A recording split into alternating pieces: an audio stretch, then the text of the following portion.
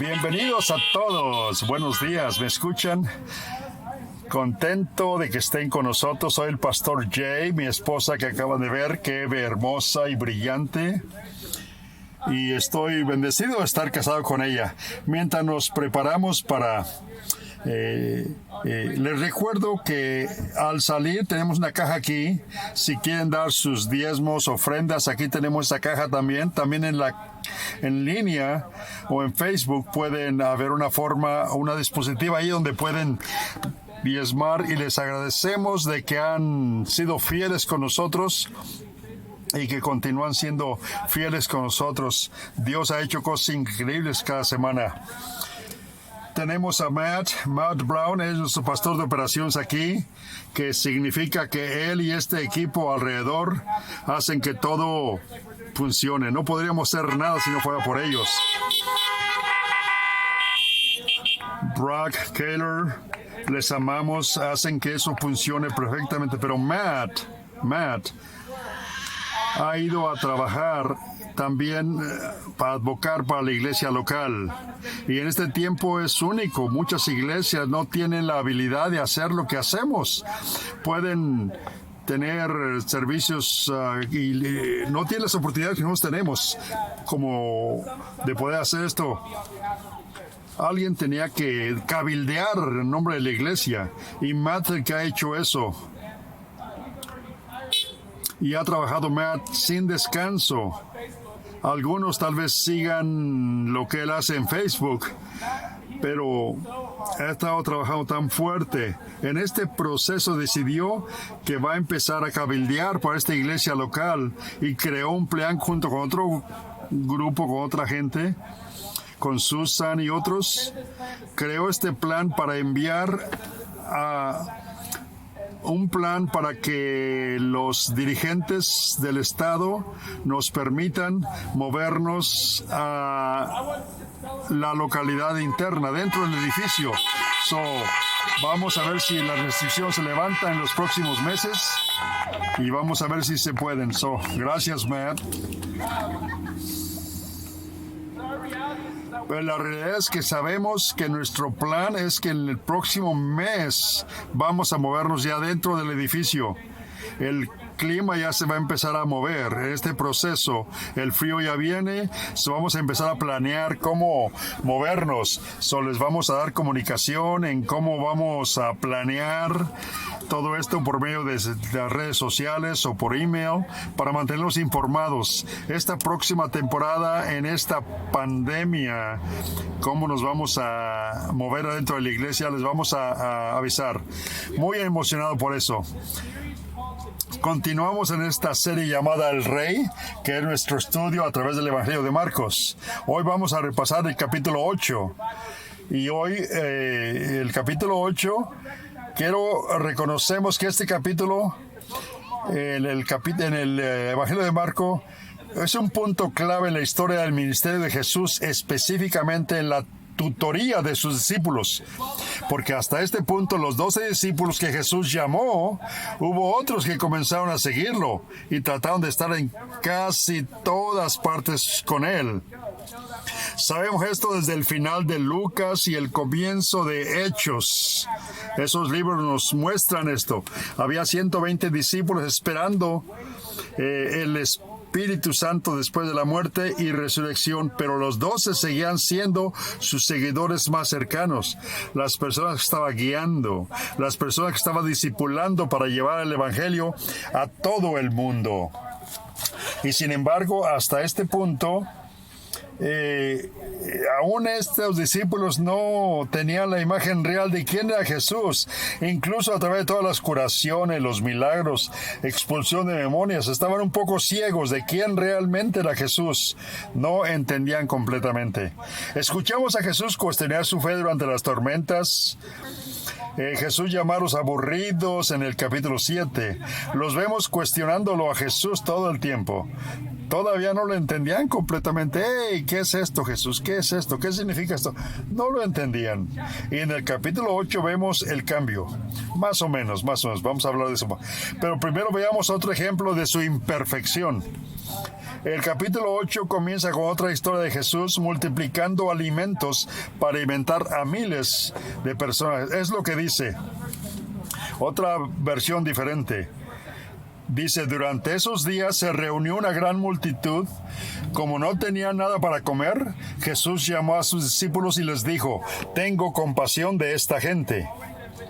Ya llevaban 3 días conmigo y no tienen nada que comer.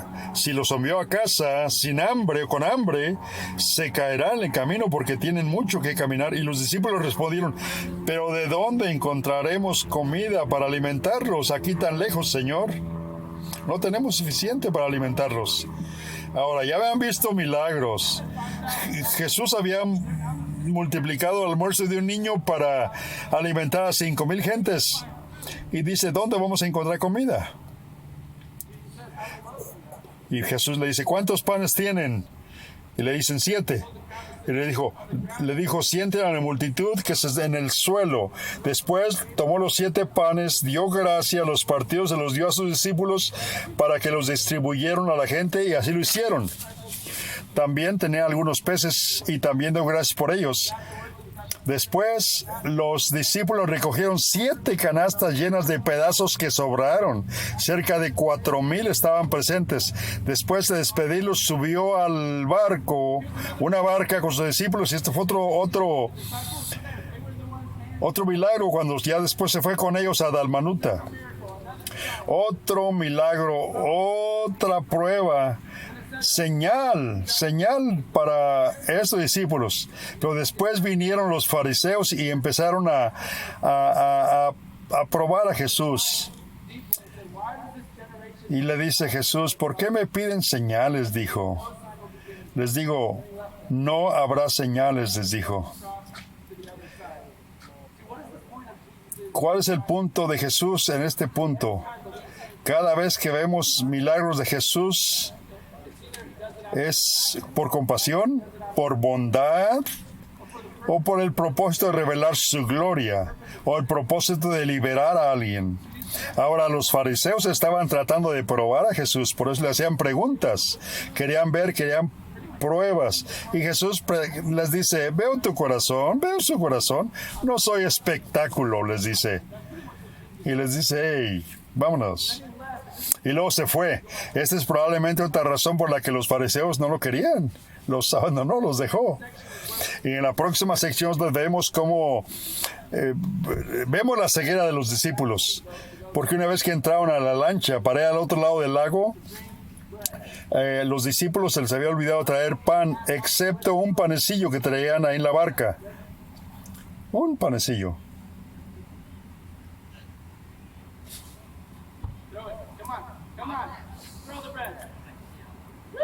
Ahí está el pan que le avienta la pastora.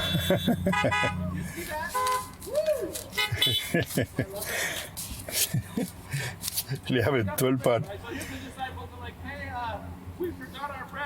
Y les dijo, hey, se me nos olvidó. Solo tienen un pan como este que tiene el pastor en la mano.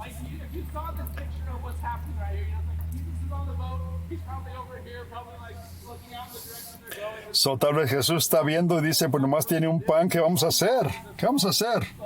Solamente con un simple pan. Y de repente, en medio de esto, Jesús, tengan cuidado, les dice, les advierte Jesús.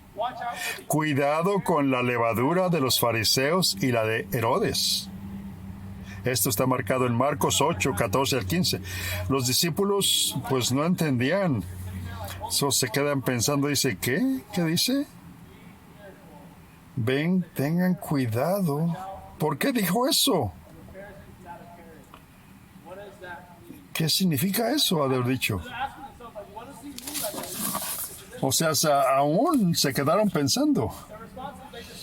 Pero hablaron uno con otro. Y dicen, no, tal vez porque no tenemos pan. Es lógico. Por eso dice Jesús eso. Por eso Jesús dijo eso. Oh, ya sabemos. Pero no entienden. No es eso. Y como que entienden a Jesús, pero no. Jesús dice, y se da cuenta de lo que está diciendo y les dice, ¿por qué habláis de no tener pan? Ellos están tratando dicen, oh, no es el pan, no es el pan. ¿Por qué tenemos esta discusión? Y Jesús les dice, ¿que no entienden? ¿Están endurecidos sus corazones? ¿Tienen ojos pero no ven? ¿Oídos pero no oyen? ¿Y no se acuerdan que cuando partí los 5 panes para 5,000, cuántas canastas llenas de piezas recogiste? 12, le dicen. Y cuando partí los 7 panes para los 4,000, ¿cuántas canastas llenas de piezas recogiste? Ellos respondieron, 7. Él les dice, ¿ahora no entienden todavía? ¿Ahora no entienden? Y dice, ahora, ¿que no han visto suficientes milagros para darse cuenta de que no se trata del pan? ¿Están ciegos? ¿Están sordos? ¿Han perdido la memoria? Y él no lo explica. Él había dicho que no tengan cuidado acerca de la levadura de los fariseos y el rey Herodes. Él es abierto contra la corrupción de Herodes porque es un corrupto, y la religiosidad de los fariseos es como levadura, se esparce, se extiende. Dice, no queden atrapados en eso. La corrupción crece, la religiosidad crece, Son 2 cosas que continuamente enredan aquí en Estados Unidos, esta iglesia. No hemos hecho un buen trabajo de cuidar la levadura. Muchos de nosotros hemos quedado atrapados en ella. Esas 2 cosas, la corrupción, la religiosidad. Y el Evangelio de Marcos lo vemos cuestionarlos. ¿No entienden? Y ahí lo deja. Y ellos están en el pan. Y dicen, no entendemos, dicen. Y es normal para los discípulos. Después me lo como, dice el pastor. Y los discípulos estaban un poco ciegos todavía a la verdadera misión de Jesús. Él estaba con ellos tanto tiempo ya a este momento y aún están ciegos. ¿Y qué pasa después? Jesús sana su ceguera. Llegaron, dice en Marcos 8, 22 a 26, llegaron a Betsaida y algunas personas llegaron a un ciego y le rogaron a Jesús que lo tocara. Tomó al ciego de la mano y lo condujo fuera del pueblo. Cuando hubo escupido en los ojos del hombro, lo llevó y le preguntó, ¿ves algo? El hombre vio arriba y dijo, veo gente, parecen árboles caminando. Es lo que dice. Una vez más Jesús puso sus manos sobre los ojos del hombre. Entonces se le abrieron los ojos, se le devolvió la vista y vio todo con claridad. Jesús lo envió a casa diciendo, ni siquiera vayas al pueblo. Esta es una historia parecida a lo que hablamos la semana pasada del sordomudo. No quería que este hombre fuera un espectáculo. Lo llevó fuera del pueblo, le puso saliva en los ojos, como que funcionó la primera vez.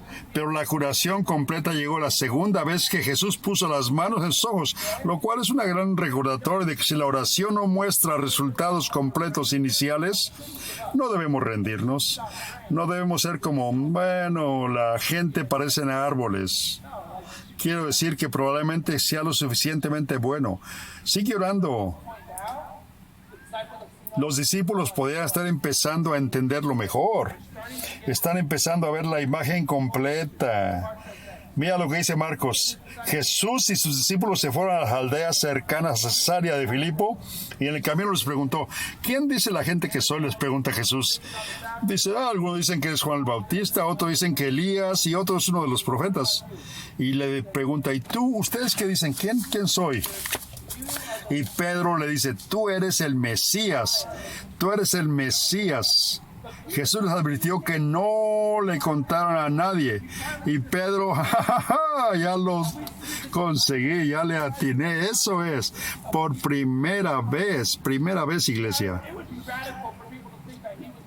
Y sería radical que la gente pensara que él era Juan el Bautista o Elías o otro profeta.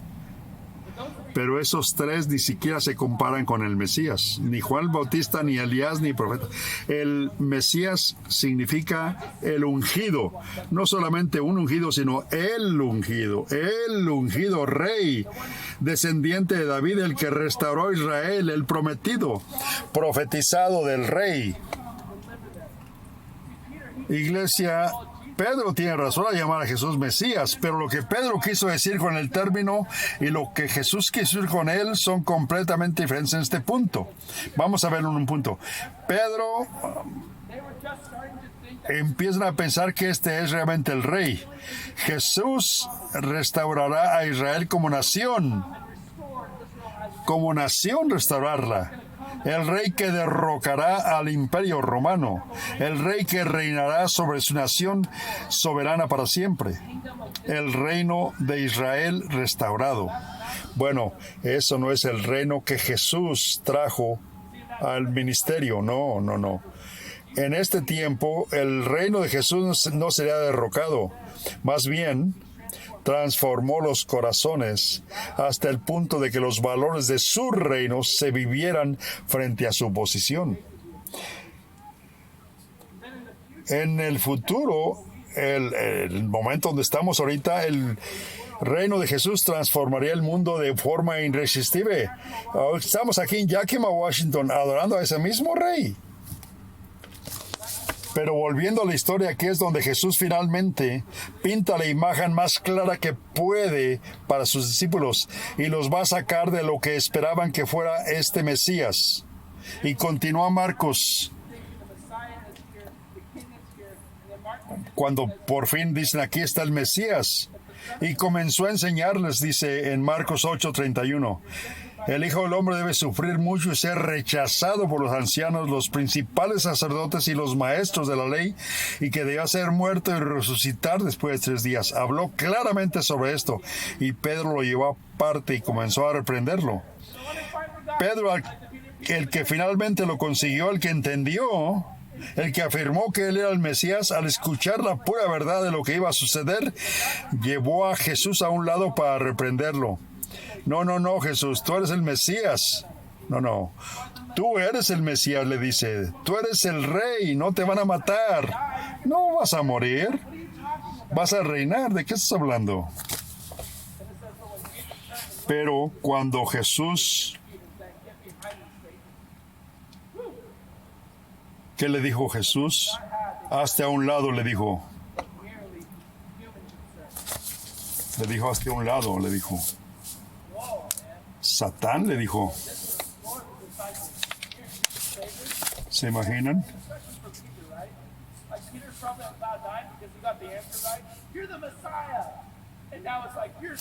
Porque le dijo, aparte de mí, Satanás, ¿no tienes en cuenta las preocupaciones de Dios?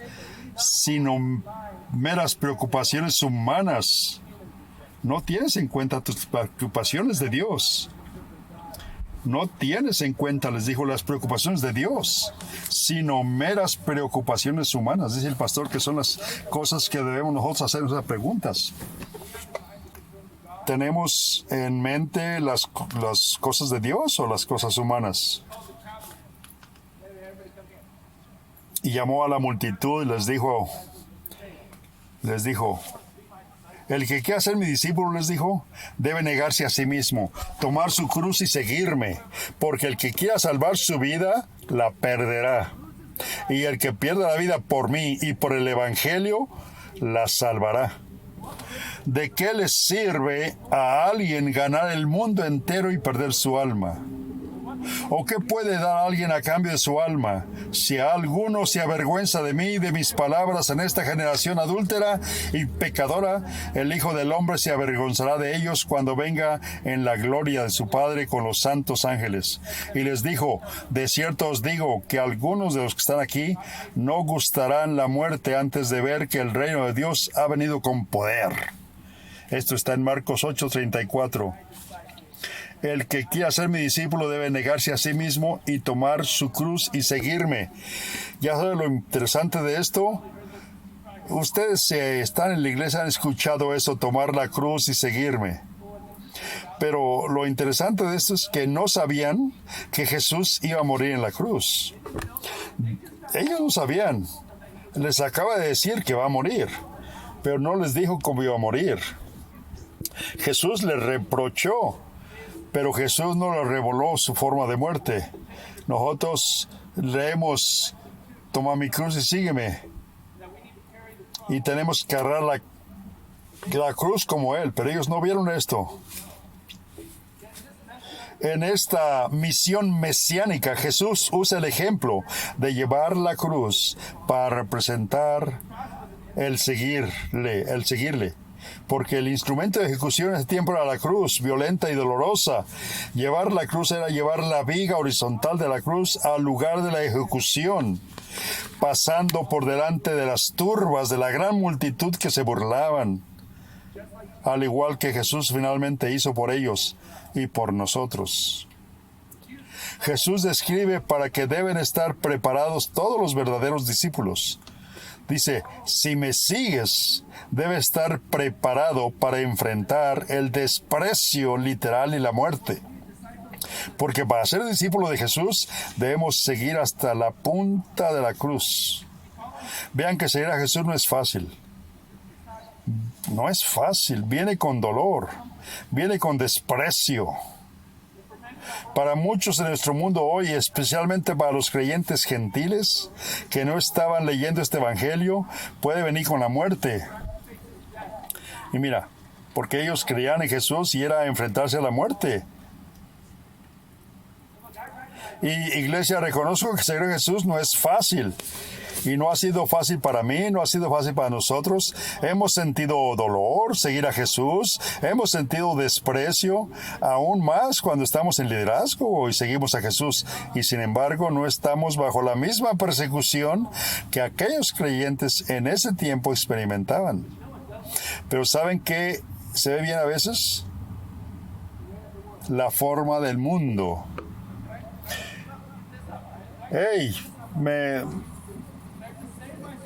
¿Puedo salvarme yo mismo? Para algunos, puedo...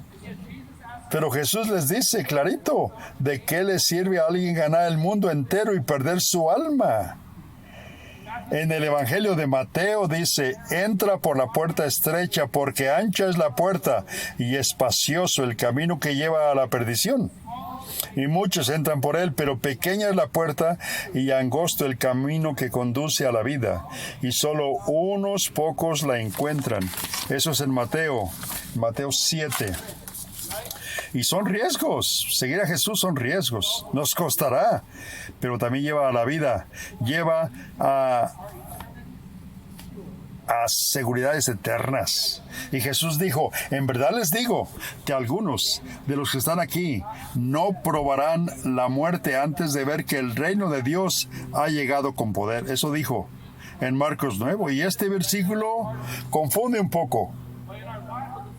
En nuestras Biblias es el primer versículo de Marcos 9.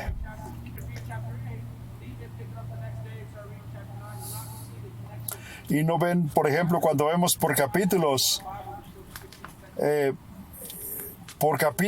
pero del 8 al 9 están conectados. Si vemos de un versículo a otro, tenemos que ver la conexión que hay.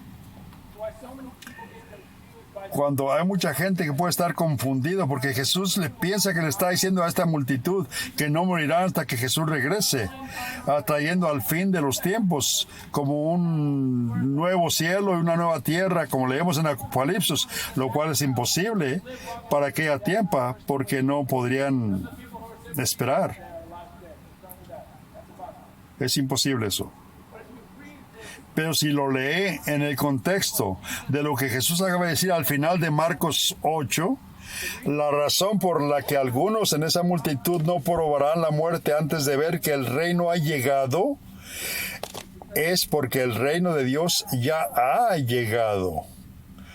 Jesús el Rey ya está con ellos. Él es el Rey y ya está con ellos. Ya ha establecido su reino en la tierra, pero no todos de ellos lo han entendido o visto todavía. La teología de ahora, pero no todavía. Un poco raro eso. Pero podemos reconocerlos también. Podemos pasar una eternidad con Él en el cielo. Podemos vivir como sus seguidores ahora. Y reconocemos esto.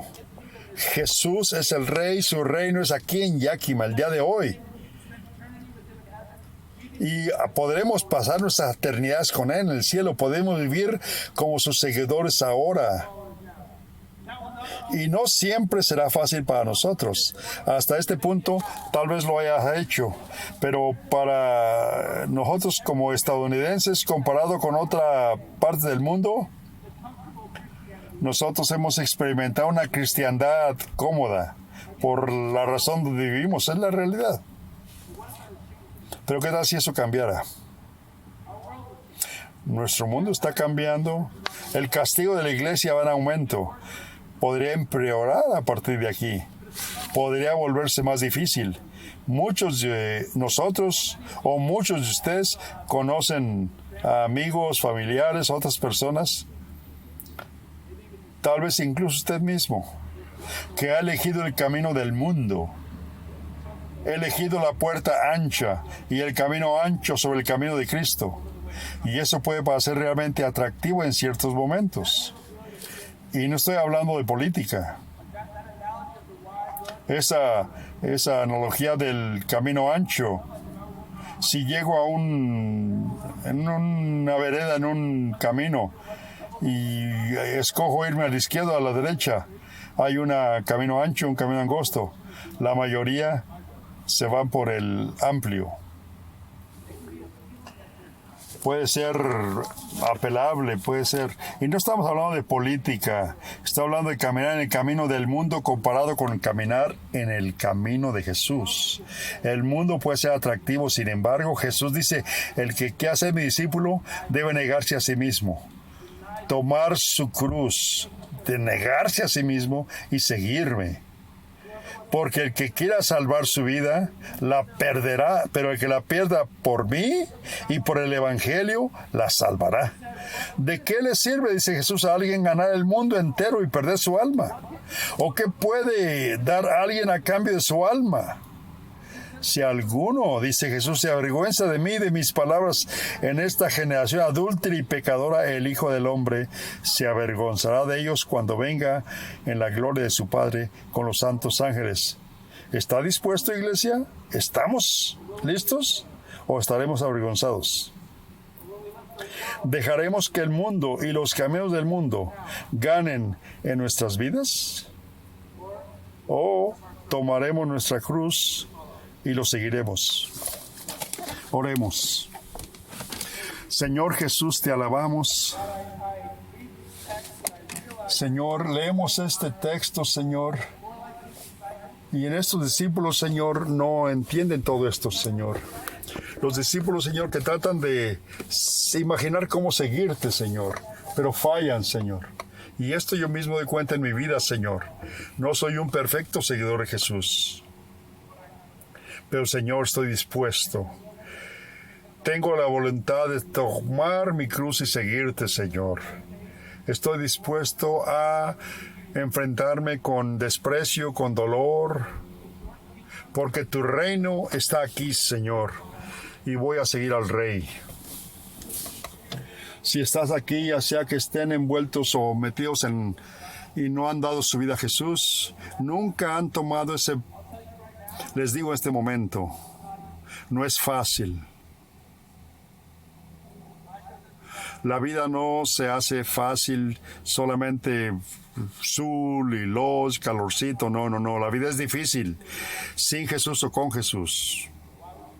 Pero ¿por qué vivirla sin Él? Si nunca ha tomado esa decisión de seguir a Jesús, de entrar en esa relación con Jesús, seguirlo, tome esa decisión el día de hoy. Si está aquí en carro y está con nosotros y no ha hecho esa decisión, la Biblia dice que si usted cree en su corazón y profesa con su boca que Él es su Salvador, usted será salvo. Es todo lo que tiene que hacer, tomar la decisión. Y habrá grupos de oración si toma esa decisión para ayudarle y apoyarle en lo que sigue. Para cuáles son los próximos pasos en seguir a Jesús. Si nos está viendo en línea y quiere tomar esa decisión, seguir a Jesús, de ese botón que está ahí donde muestra que ha tomado su decisión. Pero si está en Facebook Live, también conéctese con nosotros. Max está siendo ahí monitoreando esta página de Facebook. Y dígale, Estoy tomando esa decisión y Él los conectará con nosotros. Pero no deje que esto pase. No deje que pase esto. Es lo más importante en nuestra decisión que se da en su vida. Señor Jesús, te damos gracias, Señor, por todo lo que tú haces, Señor, de que tú los inundes con tu amor, Señor, que sientan que tu amor se derrumban en su vida, Señor, que sientan que la luz y el caminar en la vida contigo es, aunque sea difícil ese caminar, pero es mejor contigo junto a ellos que caminar solo sin ti. Te amamos, Jesús. Que tu reino venga, Señor, y tu voluntad se haga aquí en la tierra, en esta comunidad, como se hace en el cielo. En tu nombre oramos. Amén. Amén, amén. Amén. Les amamos. Amén.